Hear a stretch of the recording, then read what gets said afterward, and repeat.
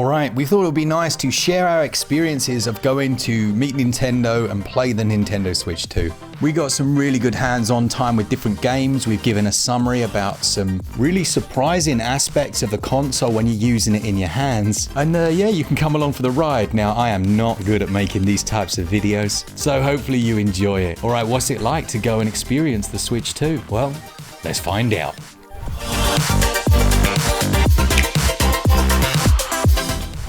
We want to go here.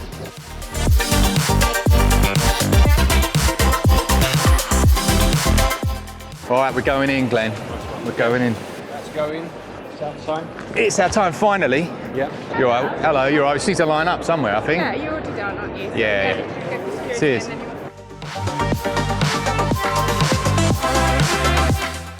I hope you got a lot of time. Good luck searching this bag. Oh, yeah, that's a task in itself. It's cool, isn't it? It's like completely waterproof as well. You can get in there, don't get in there. You're not getting in. I should have got to that bit. Yeah. To open the bag. I reckon I could have talked my way in, to be fair.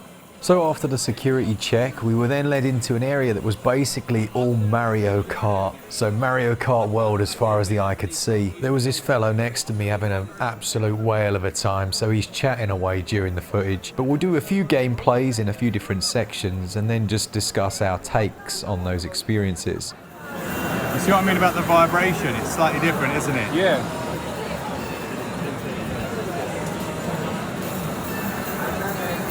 There also seems to be a lot more like weight to your character. Yeah, it is. Yeah. I'm sliding all over the place. Like you can feel the weight. Yeah, there's a big difference between Weight classes. Yeah. So Mario Kart was really nice, wasn't it? Very smooth. Nice and smooth. Yeah, good cast of characters. It had an interesting feature. We only played Grand Prix mode, one race of Grand Prix mode. Yeah. So we didn't see the free roam, but when you start a race, rather than starting set on a grid, you kind of roll in. Yes. So obviously that's, I'm assuming, because you've driven to that track. It's like a carryover, isn't it, from that free roam mode. So that's quite interesting. A couple of nerdy bits, like you could see it was running at native. There were no slowdowns. No. Like none. And we were looking, weren't we, to see if there was any little bits and bobs. Character models have been completely redone. They have, yeah. We only tried a couple of characters, but you tried Mario, I tried Donkey Kong. There was definitely a weight difference between them, wasn't there? Yeah, that's worth mentioning. Yeah. So the feel of the weight of the characters. Yeah, I mean, I know they've always had weight classes in the Mario games, or the Kart games, but it felt, you could literally feel it. Yeah. Do you know what I mean? Like going around corners and whatnot. And it seems they've returned to having as many coins as you pick up rather than a cap at 10. Yes. Which I like. I prefer. Yeah, the weight thing is quite a noticeable difference, as is the HD Rumble. Yeah. Is much more, I didn't think it would be a lot different. It feels a lot more subtle. It's strange actually, because it makes the current HD Rumble feel a little bit like over the top. Yeah, no, it does. This has that like, it's nuanced, isn't it? It's much more nuanced than the pre or the current, I suppose, one. And also the joycon feel obviously bigger. Yeah, we do have saucer hands though. Yeah, exactly. But you know, that's what you've been wanting, isn't it? You know, like sure. It just felt so much more comfortable. Yeah.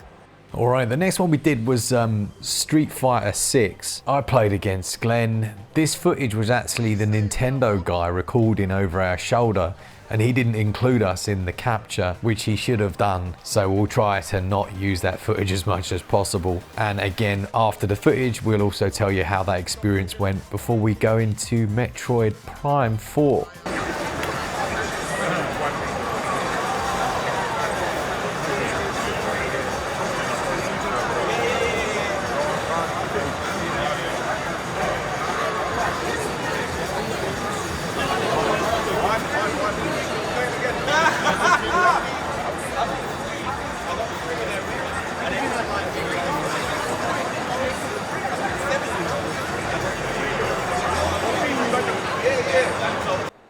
All right, so the next game we tried was Street Fighter 5. Six. Oh, okay. And I played against Glen. That was upsetting. I got absolutely wrecked. But what did you think of the game? Yeah, I mean, obviously Street Fighter 6 has been out before. Yeah. It's a great game. I mean, it looks amazing on the Switch, doesn't it? You wouldn't know you were playing, you could have been playing a PS5 in terms of what you're seeing. One thing I will note, away from the game itself, is the D-pad on the Pro controller. Yeah, felt much better. Oh, really? Now it could just be it's nice and new, and you know, yeah, it has that new feel. Exactly, clicky buttons. I was pulling off the moves so much easier than I found it across this generation so far. You know, that's good. So on the visual side, you could see that it's not running at native resolution, but it was 60 frames per second, wasn't it? It was 60, yeah. And it uses a bit of dynamic scaling, so you have those little intro scenes where you could see the characters. Yes. It goes ultra crispy in those moments. Yeah.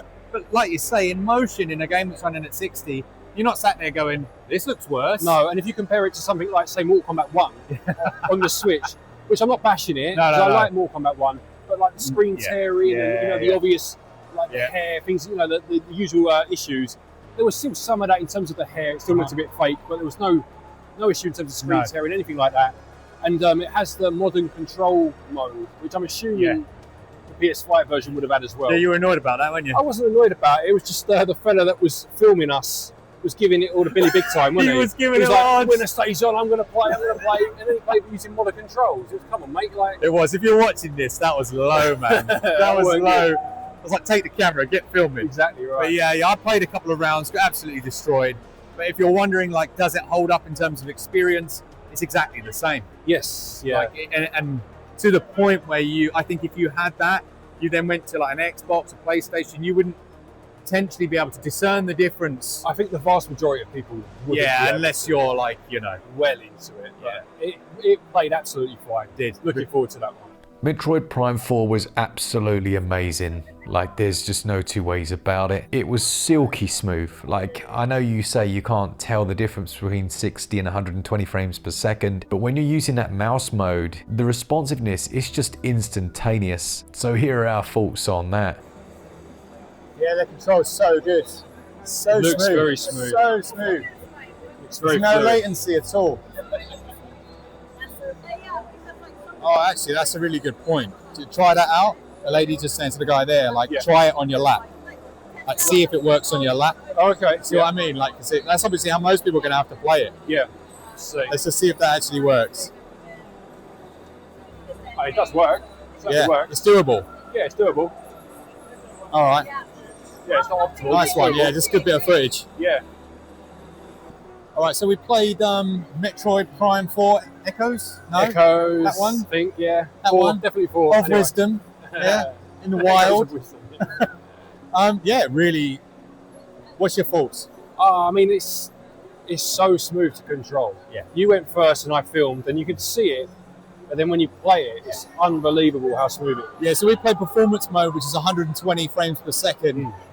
I was wondering, like, with the mouse mode, is there going to be any input latency? And it's instant. It's spot on. It's like playing on a high-powered PC when you're doing it in that mode. Yeah, yeah, absolutely. I'm so twitchy. The way I play those games, you can see I'm just going all over the place. Yeah.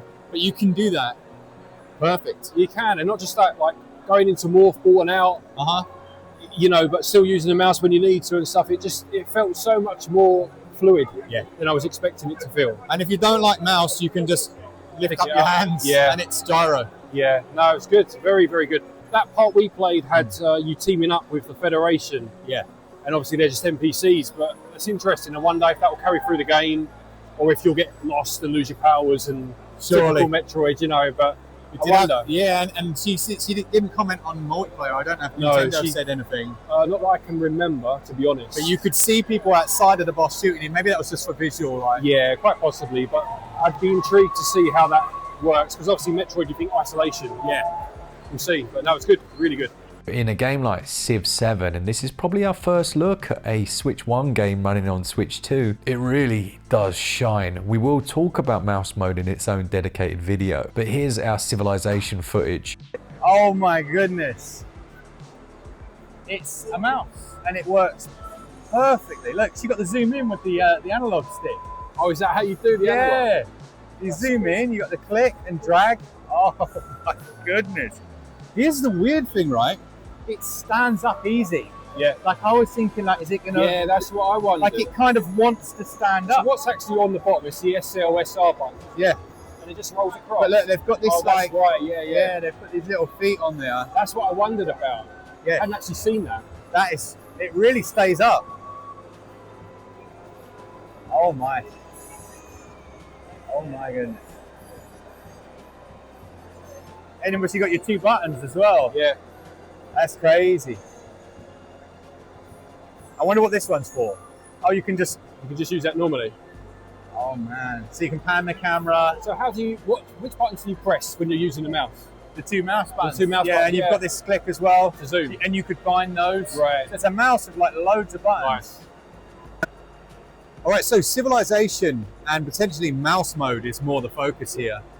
The mouse mode works exactly how you'd expect. So a couple of things to note. Whichever hand you've got face down, that's what it will default to. Yes. But if you want to switch, you can literally just switch your hands over, put one down, and then it'll be left-hand mouse. Yeah, because Mark was playing first, and I took over from him, and it was on left-hand mouse. And I thought, that's a bit odd, you know, but you literally just pick it up, put the other one back down, and you're good to go. Exactly. It does feel, it feels like a mouse, doesn't it? Like, it really does. In terms of functionality, in terms of design, and not having that bolt to fill out your hand properly, you do notice that. You notice it. There's a couple of things that help that I didn't expect. Yeah. So having that analog stick there, it almost gives it some more width. Yes. Your hand rests on that analog stick, which then is used for like camera panning and stuff. Absolutely. Rather than having like a scroll backwards and forwards between the 2 buttons, you use that analog stick. Yeah. And you're right, that does help to bulk out how you would want to feel when you're holding a mouse. Yeah, it makes it still look quite perfect. Right, we just had a little go on Split Fiction, which is like a co-op third-person action-adventure game. Yeah. And it's the first one that runs on the, well, it may not be, but it runs on the Unreal Engine, which is interesting because it had a tumultuous time on Switch. It was notorious, wasn't it? It really was. And it was fine. 30 FPS, but it is split screen. Didn't notice a huge visual downgrade. It looked decent. It looks okay, it looked fine. Fun game though, wasn't Very it? fun game. Yeah, I hadn't played that one. I played It Takes Two, which is similar. Yes. But yeah, no, nice. I like the concept, the actual story behind it. So you've got 2 different authors. One's a fantasy writer, one's a science fiction writer, and you're kind of stuck in either your books or your mind, whatever. I'll be honest, so far both characters seem to be quite sci-fi. Yeah. There was no fantasy about it so far. Not really. I wonder if that comes in later or what, but we had like a Blade Runner scene where we were and you have to use, you've each got your own powers and you use those to help each other across and whatnot. Yeah, good game, fun really game. Good, yeah. I did get hands on with Tears of the Kingdom. I've got to be honest, it was good. It was very nice, but it was just 60 frames per second Tears of the Kingdom. I was more keen to go and see those other things at the show. The same goes for Cyberpunk 2077. I got a glimpse of that one, didn't get to go hands on with it, but it was running fine. Here's Glen getting hands-on with the new Donkey Kong game. This is also a surprise. It feels very much like it's running on the Mario Odyssey engine. And actually, I did say to the guy, it's not the prettiest game, but that's not really the point here. You can smash through all of the environment. And it feels a little glitchy as well, because when you go through the walls, it almost feels like that camera clipping that you used to get in games, where it kind of clips through the wall so that you can actually see where you're going. But I was assured that that was part of the design. But it's the gameplay that stood out. This is really enjoyable. It's got that semi-free flow feel that Nintendo seem to be pushing for in a lot of their new games, where you can just make a massive hole through the ground to reach the next area, or smash through the wall. You can pick up boulders out of the ground and use them as projectiles, and there are little bonus stages you can go into as well. I'm definitely a lot more hyped for it, having actually played through this first stage. We had a little go of Yakuza 0 as well, and yeah, very nice and smooth, 60 frames per second. So that's it really for the show. We've got loads of other footage. We're going to compile a few different videos for you. Sorry about some of the audio in this episode. Here are Glen and my final thoughts in full potato format. All right, so that was the Switch 2 experience. I think our summary is about the same, isn't it? Yeah, it was nice to get a proper hands-on, wasn't it? So it's clearly a more powerful Switch, but things like the mouse in particular really impressed, didn't they? Yeah, the mouse stands out way more than you would think, just from an outside perspective. Yeah, I reckon. When you use it in Metroid, when you use it in a few of the other games, everyone was saying they didn't have their gimmick. I'm not saying it's a gimmick, but it's certainly a functionality that is beneficial. Yeah, exactly. I don't know if it's a pure selling point. Yeah, that would depend on the individual, but it definitely makes it feel like a new console as opposed to an upgraded console. I mean, the power of it felt good, didn't it? I didn't notice any slowdown in any of the games, did you? Nothing at all. There's a few that ran at 30, but they ran at 30. Yeah, exactly right. Yeah, we mentioned the mouse. Yeah, no, it does feel like a true successor, rather than an upgrade or an extension, you know? Absolutely. All right, we're going to keep drinking our coffee. Let us know in the comments what you think of this little episode. Hope you had a good time. We did. Yeah. Happy gaming. See ya.